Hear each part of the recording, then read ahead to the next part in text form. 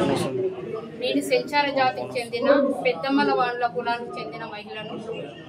2008 నుండి తెలంగాణ రాష్ట్ర సెంచార జాతుల సంఘము ఏర్పడిన తర్వాత నేను దూర విద్య ద్వారా LLB చేస్తూ ఖచ్చితంగా ఈ సంఘంలో మా సెంచార జాతుల సమస్యల పరిష్కారం కొరకు నా వంతు భాగస్వామ్యం ఉండాలని చెప్పి నేను ఈ తెలంగాణ రాష్ట్ర సెంచార జాతుల సంఘం తరఫున అదే ఒకటి మహిళా సెంచార జాతుల సంఘం అని చెప్పేసి పెట్టుకొని చేయడం జరుగుతుంది.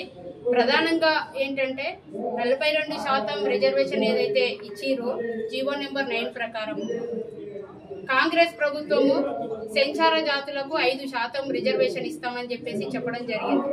అదే మేము ఇంప్లిమెంట్ చేయమని కోరుతున్నాం.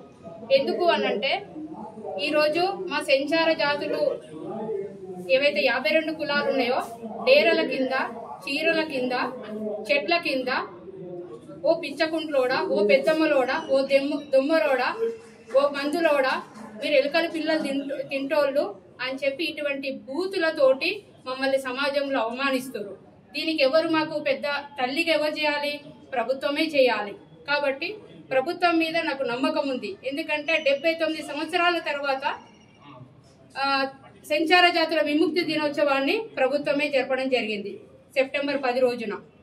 నిన్నగాక మొన్న బతుకమ్మ సంబరాలు కూడా తెలంగాణ రాష్ట్ర మహిళా సంక్షేమ సంఘం తరఫున బతుకమ్మ సంబరాలు చేసుకోవడానికి కూడా బీసీ మినిస్టర్ అయిన వారే ఫండ్ రిలీజ్ చేసి మాకు కొన్ని ప్రాంతాలలో బతుకమ్మలు జరుపుకోవడానికి మా గుడిసెల ముందే జరిపి మేము అవే ఫోటోలు కూడా తీయడం జరిగింది. కాబట్టి మీ మీడియా వల్లనే ఏదైనా మంచైనా బాగా ప్రచారం అవుతుంది, చెడైనా బాగా ప్రచారం అవుతుంది.